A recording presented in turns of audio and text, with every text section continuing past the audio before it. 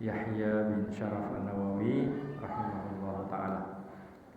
Kemudian kita senantiasa bersalawat kepada Nabi kita tercinta Rasulullah Muhammad sallallahu alaihi wasallam, Nabi yang merupakan teladan kita dalam segala sisi kehidupan kita.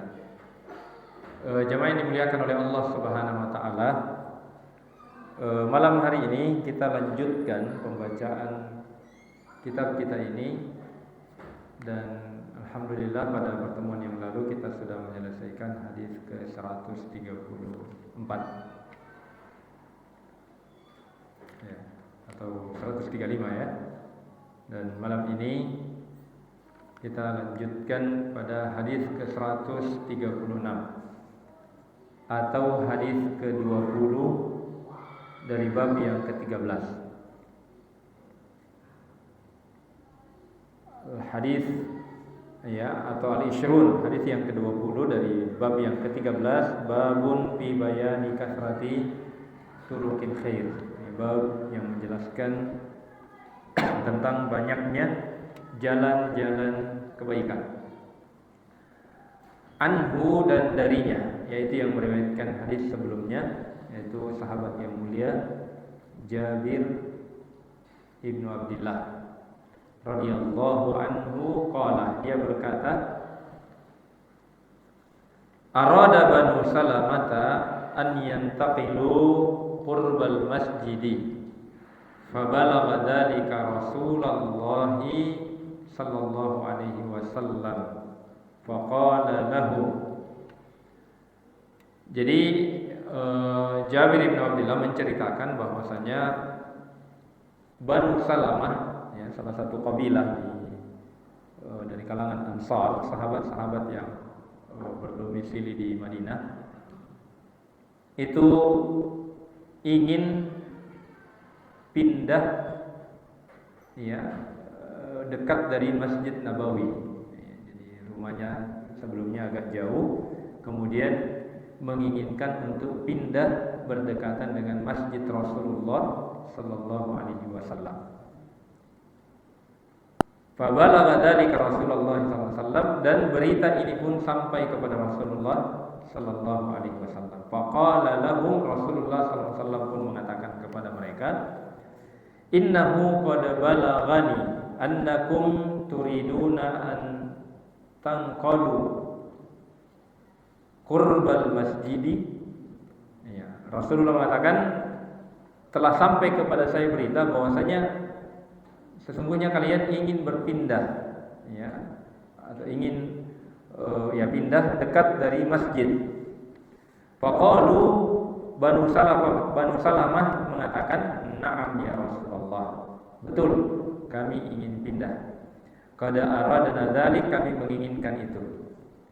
Faqala, Rasulullah pun mengatakan, Bani Salamata diyarukum tuktabu asarukum, diyarukum tuktabu asarukum.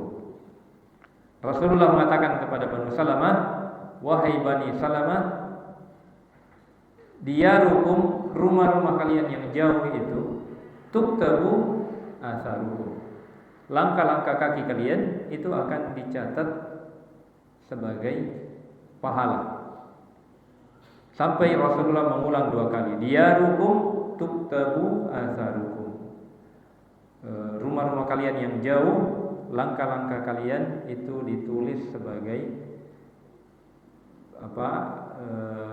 jejak ya, yang bisa mendapatkan pahala di sisi Allah Subhanahu wa taala. Rawahu Muslim, diriwayatkan oleh Imam Muslim rahimahullahu taala. Wa fi riwayatin inna bikulli khutwatin darajah.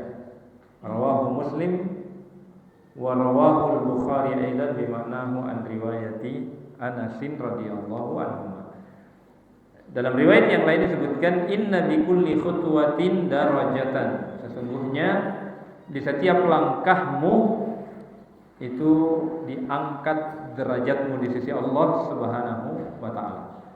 Jadi masih dalam riwayat Imam Muslim dan juga diriwayatkan oleh Imam Bukhari rahimahullah secara makna dari riwayat Anas bin Malik radhiyallahu anhuma. Wa Banu Salamah, bukan Banu Salamah ya, Banu Salimah.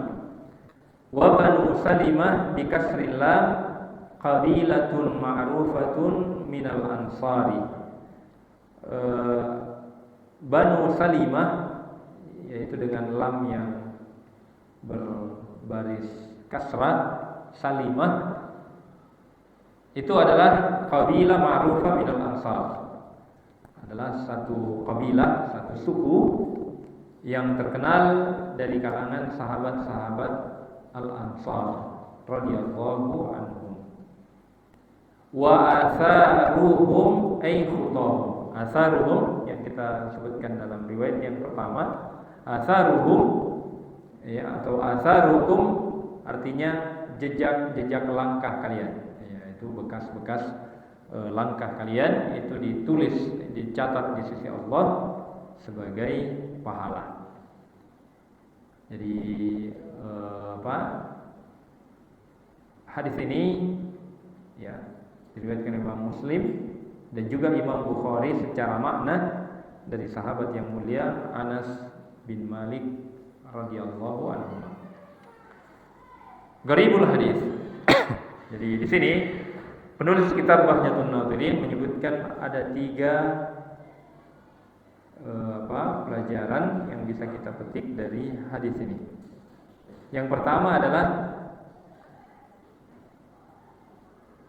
annal ajra ala qadri ma yabzuluhul mukallafu min juhdin yahtaju ilaihil amal. Jadi yang pertama adalah sesungguhnya pahala balasan itu sesuai dengan pengorbanan seorang yang melakukan kebaikan itu. Jadi apa yang kita korbankan dari hal-hal yang kita butuhkan untuk melakukan sebuah kebaikan itu ya berbanding lurus dengan pahala. Jadi kalau kita lihat hadis ini, Banu Salimah itu menginginkan untuk dekat dari masjid, tapi Rasulullah menegurnya, tidak usah. Ya. Tetap Anda di tempat domisili sebelumnya, agar langkah-langkah kaki yang kalian langkahkan ke masjid itu lebih banyak. Ya. Jadi ini ya sudah sering kita singgung pada pertemuan-pertemuan yang lalu, menunjukkan bahwasanya ya keutamaan berjalan ke masjid. Setiap langkah yang kita langkahkan, ya kalau dalam beberapa riwayat sebelumnya, ya 1 langkah adalah pengampunan dosa dan 1 langkah sebagai diangkatnya derajat kita di sisi Allah Subhanahu wa taala. Jadi ya pahala bergantung pada pengorbanan. Jadi semakin banyak ya pengorbanan kita untuk melakukan sebuah ibadah, semakin berat ya yang kita korbankan untuk mendekatkan diri kita kepada Allah, maka pahalanya di sisi Allah juga lebih besar, ya, lebih tinggi. Kemudian yang kedua dari hadis ini, pelajaran yang bisa kita petik adalah al-hathu ala salatil jama'ati fil masjidi walau kana yaskunu ba'idan anhu. Jadi hadis ini merupakan motivasi, anjuran, perintah untuk kita melaksanakan salat berjamaah di masjid meskipun ya kita ini jauh tinggalnya dari masjid. Jadi ini jauh tempat tinggal kita dari masjid, ya anjurannya untuk tetap melaksanakan salat di masjid itu ya tetap ada dalam syariat ini. Jadi tidak gugur kewajiban salat jamaah ya karena alasan tempat tinggal jauh ya. Dan hadis ini juga ya sekaligus mempertegas bahwasanya yang dimaksud ya adalah keutamaan berjalan ya. Jadi adapun berkendaraan itu tidak masuk dalam kategori hadis ini ya, meskipun ya sekarang ini kita lebih banyak berkendaraan ya dibandingkan berjalan kaki. Namun ya secara asal yang dimaksud dari hadis-hadis ini adalah berjalan kaki yang menuju ke masjid. Karena ada beberapa yang mengkiaskan ya, katanya kalau kita pakai kendaraan ya dikiaskan putaran ya, putaran bannya yang dihitung ya. Ini tidak ada dalil yang yang menyebutkan itu ya. Artinya ya kita akui saja bahwasanya ini kekurangan kita ya, karena kita pakai kendaraan ya. Meskipun demikian tidak ada larangan untuk berkendaraan, tapi dia hanya mendapatkan pahala umum. Adapun yang detail seperti ini itu bagi yang berjalan kaki, dan ini sekaligus menunjukkan keutamaan ya berjalan kaki untuk melaksanakan salat jamaah. Kemudian yang ketiga, yang bagi ada mutadiq alal muslimina fi marafiqihim al-ammah falau intaqala banu salimah qurbal masjidi wa taba'ahum ghairuhum la dayyaqu alal muslimina fi masjidihimun nabawi ya. Jadi ini langkah yang Rasulullah ambil, yaitu menghalangi Banu Salimah untuk tinggal dekat masjid ya. Karena ya seandainya Rasulullah membolehkan Banu Salimah untuk mendekat ke masjid tinggalnya, maka pasti yang lain juga minta ya supaya dekat tempat tinggal mereka. Dan ini ya tentunya ya sebuah urusan yang memang harus dipertimbangkan oleh ya pemegang kebijakan. Jadi pemerintah, ulil amri itu memang kadang ya mengambil kebijakan yang kemaslahatannya itu dilihat lebih besar ya dibandingkan yang dirasakan oleh rakyat itu sendiri. Dan ini dicontohkan oleh Rasulullah sampai urusan-urusan keutamaan seperti ini ya. Jadi ini menunjukkan bahwasanya Rasulullah memang mengatur ya kehidupan di zaman beliau itu betul-betul di atas syariat Allah Subhanahu wa taala. Dan ini menunjukkan pentingnya ya pentingnya politik ya, politik Islami ya. Jadi mungkin kalau kita cerita tentang politik hari ini ya, karena kita sudah banyak dipertontonkan politik yang jauh dari nilai-nilai dasar Islam, kadang kita ya ketika mendengarkan istilah politik kita langsung berprasangka buruk ya.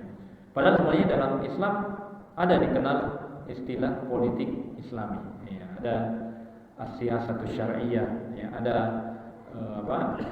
ada al-ahkam sultaniyah, dan para ulama telah banyak menulis kitab-kitab mereka tentang politik. Dan kalau kita simpulkan sebenarnya tujuan dari politik Islam itu adalah ya seperti yang disebutkan oleh Imam Al-Mawardi dalam Ahkam Sultaniyah. Beliau mengatakan tujuan politik itu adalah li hirasatid dini wa siyasatid dunya ya. Tujuannya adalah untuk menjaga agama. Jadi politik itu ya tujuan awalnya, tujuan dasarnya itu adalah menjaga agama ya. Dengan kekuasaan ya agama ini terjaga ya. Karena seandainya tidak ada politik Islam, buat apa Rasulullah hijrah ya? Cukup di Mekah saja ya. Tapi karena ternyata agama ini perlu disokong oleh kekuatan politik, makanya Rasulullah minta untuk pindah dari Mekah ke Madinah. Di Madinahlah tempatnya Rasulullah bisa menegakkan nilai-nilai agama itu. Kalau di Mekah Rasulullah kesulitan pada saat itu ya, menemui banyak tantangan dari terutama dari tokoh-tokoh Quraisy yang notabene keluarga beliau sendiri ya, beliau tidak bisa. Makanya beliau minta pindah ke Madinah, hijrah, dan di Madinahlah beliau dengan gamblang menegakkan aturan-aturan syariat ya. Dan dalam perjalanannya ya memang ya politik yang Rasulullah ajarkan kepada kaum muslimin memang adalah tujuan utamanya untuk menjaga agama ini. Ya. Kemudian yang kedua kata Imam Al-Bukhari adalah wasiyasatud dunia. Ya. Jadi tujuan politik ya, setelah menjaga agama, yang kedua adalah mensiasati dunia ini. Ya. Bagaimana dunia ini kehidupan ya baik pribadi maupun sosial itu terjamin semua. Ya.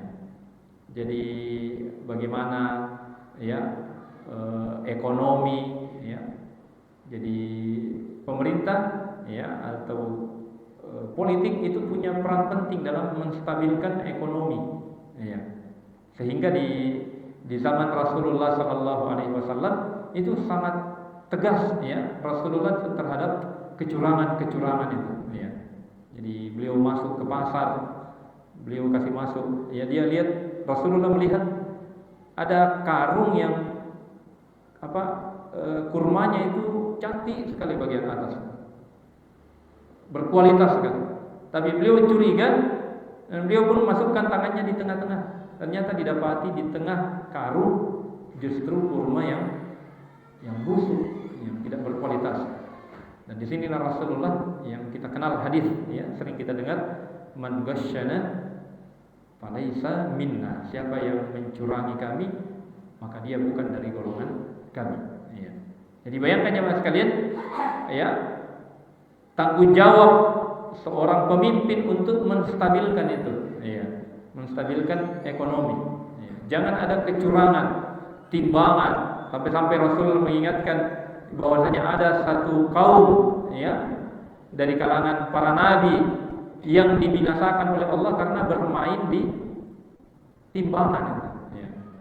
Jadi mengurangi takaran. Ya. Dan ini kata Allah, wailun lil mutaffifin, ya, at-tatfif, ya. Celaka orang yang curang. Siapa mereka? Alladzina idza talu 'alan nasi yastawfun. Ya, kalau dia yang beli, dia perhatikan sekali itu timbangan, jangan ada curang. Ya. Wa idza kaluhum aw wazanuhum yukhsirun. Tapi kalau dia yang menimbang, maka dia curangi. Ya, dia kurangi takaran itu untuk pembelinya. Ini yang yang kata para ulama kita bukan hanya persoalan jual beli ini, semua. Nah, ya, kadang kita hanya menuntut hak-hak kita, ya. Tidak kita perhatikan kewajiban-kewajiban kita. Ya. Kalau dalam masalah jasa atau ya kebanyakan kita pegawai, ya hati-hati. Ya, sampai kita awal bulan menuntut gaji kita full, tapi ternyata ya sekarang ini ceklok, setelah ceklok udah pergi, ya. Sekedar untuk ya mengatakan hadir, ya. Setelah itu tidak tahu kemana, ya. Bahkan ada yang kita sering lihat ya nongkrong di warkop, ya. Ini yang halal sebenarnya, ya. Kata para ulama kita tidak, ya kalau perjanjiannya berapa jam, maka gajinya juga itu dihitung ya sesuai dengan kinerja yang dia hadiri, ya, dan seterusnya. Nah, ini jemaah sekalian, ya, secara umum ya politik Islam itu memperhatikan hal-hal yang sampai detail seperti ini. Nah, ini jemaah sekalian hadis yang ke-136. Kemudian hadis ke-137 atau al-hadi wal ishrun, hadis ke-21 dari bab yang ke-13. An Abil Munzir Ubay bin Ka'ab radhiyallahu anhu. Jadi rawi kita malam ini adalah Abul Munzir, kunyah beliau Ubay bin Ka'ab radhiyallahu anhu. Jadi ini sahabat yang terkenal. Qala, dia berkata, beliau menceritakan, kana rajulun la a'lamu rajulan ab'ada minal masjid minhu wa kana la tukhti'uhu salatun. Faqila lahu aw faqultu lahu law ishtaraita himaran tarkabuhu fil zulma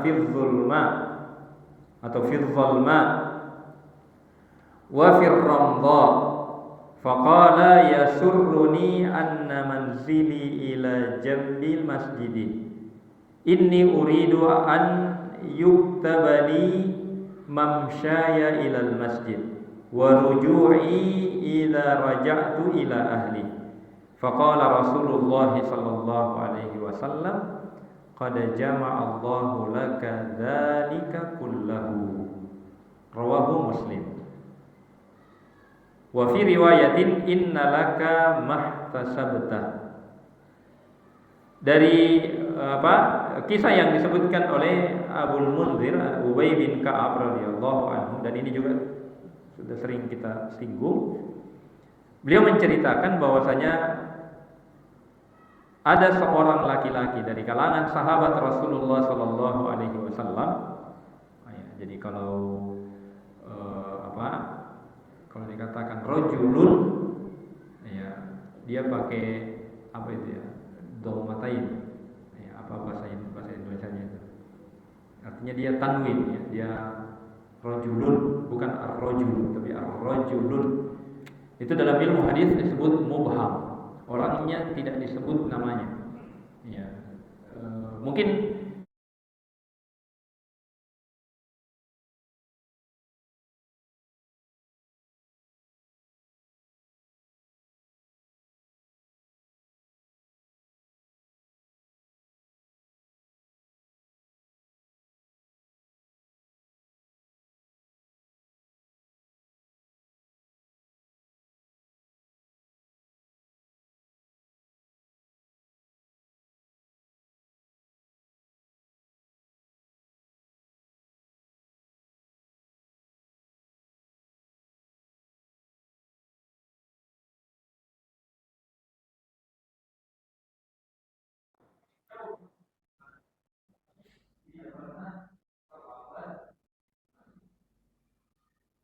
maka ketika mengatakan kepadanya, bagaimana pendapatmu kalau engkau membeli himar, membeli keledai, tarkabuhu fil dhamma wa fil ramdha, engkau bisa mengendarai keledai itu di di tengah malam bergulita atau di kering panas yang menyengat. Faqala ma yasurruni anna manzili ila jambil masjid. Ya. Tidak, ya. Jadi laki-laki ini mengatakan, ya, sesuatu yang tidak membahagiakan bagi saya kalau rumah saya di samping masjid. Jadi bukan satu, bagi saya bukan satu keistimewaan tinggal di samping masjid. Ini uridu an yuktabali mamsyaya ila masjid. Saya justru mau, ya, dituliskan, dicatatkan bagi saya setiap langkah kaki saya menuju masjid. Wa ruju'i ila raja'tu ila jalan kaki saya, langkah kaki saya ketika saya pulang ke keluarga saya. Ini rumit dilakukan, ya. Paling jauh rumahnya tapi tidak pernah terlambat ke masjid. Faqala Rasulullah sallallahu alaihi wasallam, Rasulullah pun mengomentari ayat ini, ya. Qad jama'a Allahu laka dzalika kullahu. Jadi Rasulullah mengatakan, sungguh Allah telah mengumpulkan kebaikan itu seluruhnya pada dirimu. Ya. Jadi hadis ini diriwayatkan oleh Imam Muslim. Wa fi riwayatin, dan dalam riwayat yang lain, masih dalam riwayat Imam Muslim, innalaka mahtasabta, sesungguhnya bagimu apa yang engkau harapkan. Jadi ihtisab, Apa yang engkau harap dari pahala itu engkau dapatkan. Nah ini inilah dalil ya yang mempertegas ya sekalian ya bahwasanya ternyata yang dimaksud ya pahala langkah-langkah kaki itu memang bagi yang berjalan kaki, bukan yang berkendaraan. Seandainya mungkin sekalian ya sahabat ini menerima tawaran dari Ubay bin Ka'ab radhiyallahu anhu untuk membeli kendaraan ya, atau dalam riwayat lain justru Ubay bin Ka'ab menawarkan bantuan kendaraan kepada laki-laki ini ya, tapi beliau menolak ya, beliau seperti yang disebutkan tadi, beliau berharap setiap langkah-langkah kaki beliau ditulis, dicatat di sisi Allah ya sebagai pahala. Begitu juga ketika beliau kembali. Di sini ada beberapa fikih pelajaran yang bisa kita petik dari hadis ini. Yang pertama adalah syiddatu hirsis sahabati radhiyallahu anhum alal khairi wal izdiyadi minhu wa kasbil ajr. Hadis ini menunjukkan ya besarnya semangat ya para sahabat Rasulullah untuk melakukan kebaikan, untuk menambah kualitas dari kebaikan yang dia kerjakan, dan semangat mereka untuk memperoleh ya pahala ya di sisi Allah Subhanahu wa taala. Dan ini ya banyak ya contoh dari kalangan para sahabat ya, kalau diberikan motivasi oleh Rasulullah untuk melakukan satu kebaikan, maka mereka tidak kemudian menunda-nunda kebaikan tersebut ya, mereka langsung menjawab ya apa yang Rasulullah Shallallahu Alaihi Wasallam ya perintahkan kepada mereka. Ya, dan ini banyak ya, ya dalam beberapa momen sekalian. Jadi ada sahabat yang bernama Abu Dahdah. Ya. Jadi Abu Dahdah ini sahabat yang punya perkebunan kurma yang luas dan berkualitas. Ya. Nah satu ketika ada dua orang yang bertikai ya tentang perbatasan tanah. Ya. Jadi di perbatasan tanah itu ada pohon kurma, ya ada pohon kurma, tapi dia tumbuh di lahan A umpamanya, tapi pohon kurmanya itu agak condong ke milik B, ya. Dan ternyata satu ketika ya pemilik lahan yang B ini, kita contoh saja ya B, itu mau bangun bangunan, ya. Dan beliau yang B ini meminta kepada A, tolong ditebang itu karena tidak bisa lurus saya punya bangunan kalau ada itu pohon kurma. Ya. Lagian kan juga menyeberang. Ya. Tapi yang pemilik pohon kurma ini tidak mau. Ya. Saya tidak mau. Akhirnya dengan berbagai macam cara diminta untuk menebang, tidak mau. Sampai Rasulullah pun hadir ya meminta ya, tolong ditebang itu. Maka orang yang mengatakan saya tidak mau, Rasulullah saja tidak mau, bayangkan. Ya. Maka Rasulullah menyebutkan satu motivasi. Ya. Rasul mengatakan tebang pohon kurmamu, ya, dan engkau akan mendapatkan pohon kurma di surga. Ya. Maka orang ini tetap mengatakan tidak, saya tidak mau. Bayangkan ya, ada orang yang seperti ini. Ya. Makanya mas sekalian, salah seorang sahabat yang hadir pada saat itu namanya Abu Dahdah. Ya. Abu Dahdah mempertegas kepada Rasulullah, ya Rasulullah, apakah kalau saya tukar ini, ya, saya beli ini pohon kurma, apakah saya dapat seperti yang dijanjikan tadi, di surga ada pohon kurma bagi yang yang beli. Ya, maka dia mengatakan iya. Ya. Maka Abu Darda memanggil yang punya ini. Ya. Dia mengatakan, "Kau kenal saya?" Ya. Tidak. Saya tidak kenal Anda. Ya. Tapi begitu disebut saya ini Abu Darda. Ya. Begitu mendengar nama Abu Darda, maka orang ini mengatakan, "Oh, pemilik perkebunan yang luas." Nah, iya.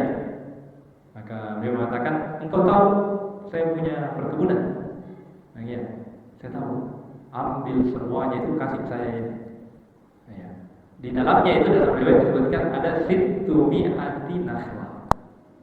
Ya, ada 600 pohon kurma. Bayangkan, 600 ditukar dengan satu pohon kurma. Ya. Tujuannya hanya untuk memberikan syafaat kepada orang yang tadi yang mau bangun rumah. Ya. Akhirnya deal, sepakat Abu Darda, perkebunan kurmanya berpindah kepemilikan dengan satu pohon kurma tadi. Ya. Akhirnya Abu Darda pulang ke kebunnya. Dia dengarkan suara istri dan anak-anaknya bermain-main menikmati pohon kurma. Maka beliau dari luar kemudian berteriak, "Ya Ummat Dahdah." Dia panggil istrinya, "Wahai Ummu Dahdah, ukhruji, keluar dari kebun." Maka istrinya ini heran juga, kenapa Anda tidak masuk saja, ini kan kita yang punya. Maka kita keluar, "Qad bi'tu, saya sudah jual ini. Saya sudah jual perkebunan ini." Maka istrinya agak jengkel awalnya. Kenapa tidak berunding dulu? Dia mengatakan, "Bi'tuhu lillahi rabbil alamin." Saya menjual dengan kepada Allah Subhanahu wa taala dengan mahar satu pohon kurma di surga. Maka jawaban dari Ummu Darda, setelah mendengarkan bahwasanya ini diberikan untuk Allah Subhanahu wa taala, maka dia tidak ada komen. Rabihal bai' ya Abu Darda. Sungguh ini adalah perniagaan yang sangat beruntung, yang mendatangkan keberuntungan nanti di sisi Allah Subhanahu wa taala. Jadi yang menjadi pelajaran di sini adalah betapa cepatnya para sahabat menjawab apa yang Rasulullah sampaikan. Jadi tidak menunggu. Kalau itu adalah keutamaan yang disebutkan oleh Rasulullah SAW, maka para sahabat itu langsung kemudian menjawab ajakan tersebut. Bayangkan jemaah sekalian, pengorbanan yang begitu besar, 600 pohon ditukar dengan satu, yaitu satu pohon kurma di surga Allah Subhanahu wa taala. Dan tentunya para sahabat memiliki pandangan yang begitu jelas tentang surga. Dalam hadis dikatakan, syajaratun fil jannah, pohon di surga, yasirur raqibu mi'ata 'amin lam yaqta'ha. Jadi pohon di surga itu orang mau kelilingi pohon di surga itu 100 tahun belum sampai bisa mengelilinginya. Bagaimana besarnya itu? Bagaimana berkualitasnya itu pohon. Kalau 100 tahun kita mau mutar itu belum kita sampai di ujungnya. Saking besarnya pohon yang Allah Subhanahu wa taala siapkan di surga. Oleh sebab itu disinilah para sahabat kemudian dengan cepat tidak menunda-nunda ketika diajak untuk melakukan sebuah kebaikan, karena mereka paham betul bagaimana keutamaan dan pahala yang disiapkan oleh Allah Subhanahu wa taala. Kemudian yang kedua, tawasil muslimina bil khairi wat tanasuhi bil birri. Faman ra'a anna akhahu tulhiquhu masyaqqatun falyuqaddim lahu nusha fi izalatiha. Hadis ini juga menunjukkan pentingnya dan dianjurkannya untuk kita saling wasiat-muwasiati sesama kaum muslimin, ya, saling memberikan masukan, nasihat, ya, mengajak ngobrol atau berdiskusi, ya. Siapa yang melihat, ya, pada saudaranya ada kebaikan yang bisa diberikan kepadanya atau ada kesusahan yang bisa kita hilangkan dari dirinya, maka hendaknya kita, ya, memberikan masukan, ya, kepada saudara kita untuk menghilangkan kesusahan tersebut. Jadi sebenarnya, ya, menawarkan kebaikan, ya, biasanya itu dengan jalur berdiskusi sesama kaum muslimin, ya, untuk kebaikan dunia dan akhiratnya. Bahkan, ya, jemaah sekalian, ya, salah satu hak, ya, dalam ukhuwah Islamiyah adalah saling mengkritik, ya. Kalau ada kita sudah lihat saudara kita sudah mulai melenceng dari jalan yang benar, tidak apa-apa kita, ya, kritik dia, ya. Ambil tangannya kemudian kita berdiskusi. Ini saya sudah lihat mulai melenceng, ya. Sahabat yang mulia Ibnu Mas'ud, ya. Jadi Ibnu Mas'ud ini ingin membangun rumah yang sangat sederhana, ya. Dulu itu jemaah sekalian, bangunannya di zaman Rasul itu kan tanah liat, ya, tanah liat disusun, ya, untuk, ya, bangunan rumah, ya. Jadi sangat sederhana sekali ini bangunannya Ibnu Mas'ud. Dan begitu lewat, ya, sahabat yang mulia Ammar Ibnu Yasir, ya, maka Abdullah bin Mas'ud, ya, minta saran, pendapat, ya, kaifa tara, bagaimana engkau menilai bangunan saya, ya. Maka apa jawaban dari Ammar Ibnu Yasir? Beliau mengatakan, ra'aituka banaita syadidan wa amalta ba'idan wa tamutu qariban. Ya, saya lihat Anda ini sudah mulai membangun bangunan yang kokoh, ya, beraman-aman jauh, sementara kematian semakin dekat. Inilah jenis persahabatan yang paling jujur, ya. Ketika kita sudah mulai tenggelam terhadap dunia, ya, kita diingatkan oleh saudara kita, jangan terlalu tenggelam terhadap dunia. Padahal kasihan Ibnu Mas'ud ini bangunannya sederhana sekali, ya. Tapi begitulah sahabat yang sejati. Makanya ada, ya, sebuah, ya, syair itu yang mengatakan, teman yang sejati itu bukan yang membenarkan semua apa yang kita lakukan, ya. Tapi teman yang sejati adalah yang memberikan masukan, memberikan nasihat, memberikan, ya, wejangan-wejangan kepada kita kalau kita sudah mulai lupa, sudah mulai tenggelam, ya, terhadap dunia ini, ya. Sahabat yang sejati itu adalah yang senantiasa mengingatkan kita terhadap kehidupan akhirat, ya. Dan ini harus senantiasa kita hidupkan di tengah-tengah kita. Kalau ada, ya, momen-momen kita ingatkan, ya, kita ingatkan tentang kematian, bagaimana kehidupan akhirat, ya. Banyak di antara kita yang, ya, yang larut, ya, terhadap dunia kita, lupa terhadap amalan-amalan kita. Ini semua adalah, ya, dalam rangka untuk kita saling mengingatkan. Kemudian az-zihab ilal masjidi walau ba'da sayran alal aqdami a'zamu ajran, walau ba'da sayran alal aqdami a'zamu ajran, ya. Berjalan ke masjid atau, ya, bepergian ke masjid meskipun jauh, ya, itu lebih afdal untuk berjalan kaki, ya. Lebih afdal berjalan kaki.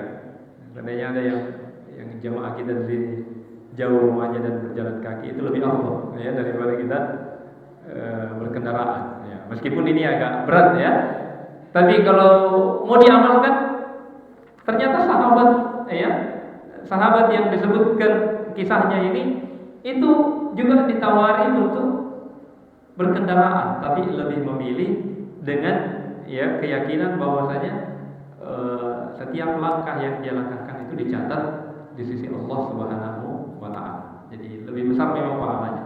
Ya meskipun ya di zaman kita ini ya banyak yang lebih memilih berkendaraan.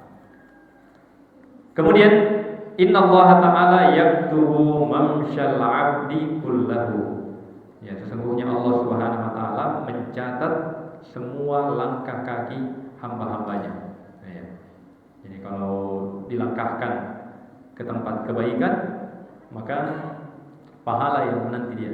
Tapi kalau dilangkahkan ke tempat-tempat yang buruk, maka tentunya ancaman juga akan menanti ya hamba tersebut. Dan ini secara umum semua gerak geri kita ya yauma yab'atsuhumullahu ya yauma yab'atsuhumullahu hari ketika Allah Subhanahu wa taala membangkitkan ya semua manusia ya fayunabbi'uhum bima 'amilu, akan dinampakkan, diperlihatkan semua yang telah mereka kerjakan. Ya, jadi tidak ada yang luput. Ahsahullahu wa nasuh dalam surah Al-Mujadilah. Ya. Allah akan mengingatkan mereka sementara mereka sudah lupa bahkan. Ya. Kadang ada perbuatan kita sudah lupa. Nanti pada hari kiamat dimunculkan semua. Ya. Diperlihatkan semua apa yang telah kita kerjakan di dunia ini. Kemudian yang terakhir, pelajaran yang terakhir adalah annal insana yujaru ala fi'lihi hasba qasdihi wa niyatihi. Sesungguhnya seorang hamba, seorang manusia akan diberikan ganjaran balasan sesuai dengan terhadap perbuatan-perbuatannya sesuai dengan niat dan maksudnya. Jadi niat kita menentukan ya balasan kita. Ya, makanya ya ikhlaskan niat-niat kita. Ya. Ikhlaskan ya maksud kita di dalam melakukan ibadah. Niatkan semuanya karena Allah Subhanahu wa taala. Ya, sebagaimana Rasulullah mengatakan innamal a'malu binniyat. Ya. Sesungguhnya amalan itu bergantung pada niatnya. Wa innama likulli imri'in ma nawa. Sesungguhnya setiap jiwa, setiap manusia akan mendapatkan apa yang dia niatkan. Jadi ini yang ada dalam hati kita yang menjadi ukuran Allah Subhanahu wa taala. Makanya ya pada dua pertemuan yang lalu kita ingatkan itu ya. Persoalan niat ya berimbas kepada tiga jenis amalan yang paling afdal di sisi Allah, tapi paling pertama dilemparkan masuk ke dalam neraka. Ya. Persoalan niat. Ya, yang bersedekah ternyata niatnya hanya mau dikatakan orang yang baik, orang yang dermawan, muhsinin, dan kata Allah wa qadakil. Ya, gelar-gelar itu sudah kalian dapat. Ya. Gelar-gelar itu sudah kalian sandang. Ya. Yang kedua orang yang berjihad. Ya. Ternyata jihadnya bukan untuk li'ila'i kalimatillah, hanya mau dikatakan sebagai pahlawan, pemberani. Ya. Akhirnya kata Allah wa qadakil, apa yang kalian mau itu sudah kalian dapatkan. Dan yang paling mengancam kita ini adalah ilmu. Ya. Kita ini berkecimpung di dunia ilmu, jangan sampai kita ini belajar hanya untuk mendapatkan gelar-gelar, ya, ulama, orang yang berilmu, cendekiawan, apalagi, ya, penderita, ya, atau gelar-gelar, ya, doktor, hanya itu saja, ya, profesor, doktor, dan seterusnya. Ya. Artinya bukan satu hal yang yang dilarang untuk ya mendapatkan gelar-gelar ilmiah seperti itu, tetapi jangan sampai hanya itu tujuan kita. Ya. Yang dikhawatirkan kalau di hari kiamat ketika kita ditanya dan semua itu telah kita dapatkan di dunia, ya. Tidak ada lagi balasan di akhirat kecuali neraka. Waliyadzubillah. Ini pentingnya untuk kita menata kembali niat-niat kita. Bahkan di antara ulama ada yang mengatakan, ya, semoga Allah merahmati seseorang yang berhenti sejenak sebelum melakukan ibadah. Dia periksa kembali niatnya untuk apa? Ya, untuk apa ibadah ini ya kita lakukan. Dan kita tentunya ingin memastikan ibadah yang kita kerjakan itu betul-betul hanya untuk Allah Subhanahu wa taala. Demikian ikhwan sekalian, hadis ke-137, dan insyaallah pertemuan yang akan datang kita lanjutkan pada hadis-hadis berikutnya. Mungkin ini yang kita sampaikan, dan semoga Allah Subhanahu wa taala memberikan keberkahan pada setiap ibadah-ibadah yang kita kerjakan. Amin. Amin ya rabbal alamin. Subhanakallah bihamdika asyhadu an la ilaha illa anta astaghfiruka wa atubu ilaik. Wassalamualaikum warahmatullahi wabarakatuh.